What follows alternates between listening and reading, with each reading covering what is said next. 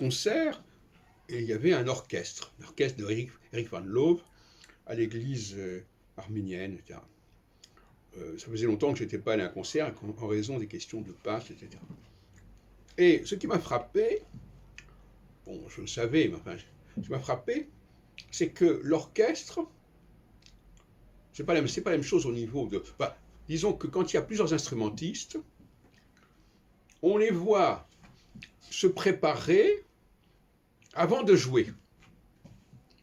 Donc il y a un phénomène prospectif qui peut se produire, c'est pas ? C'est très intéressant. Dans un disque, on ne voit pas. Hein, on voit pas. Hein, quand c'est l'audio ne permettait pas de déterminer que quelque chose allait se passer. Parce qu'on ne voyait pas le geste qui allait précéder l'action, la performance. À partir du moment où on a la vidéo, on peut prévoir. D'ailleurs, prévoir, vidéo, ça veut dire voir.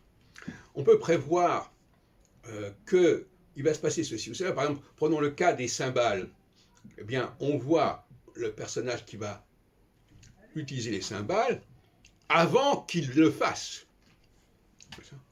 Il se lève, il commence à prendre son instrument, et on se dit, il va y avoir quelque chose.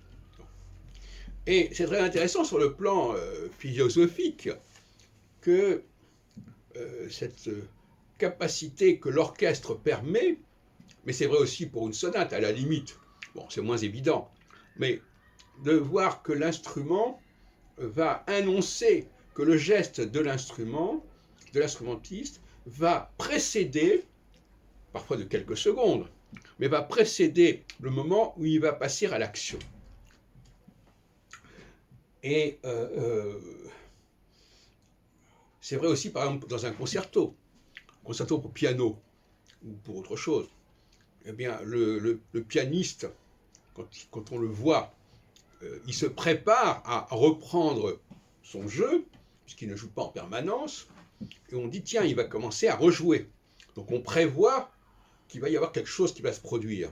De la même façon, par exemple, si on regarde les partitions qui sont devant les instrumentistes, on voit, par exemple, que telle partition se termine, qu'il va y avoir une page blanche.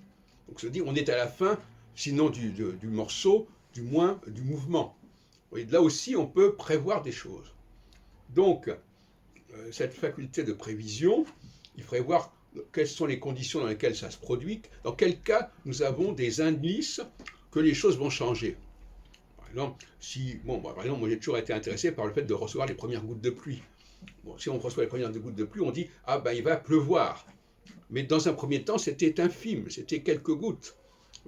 Mais c'est ça qui nous permettait de savoir que ça allait se déclencher.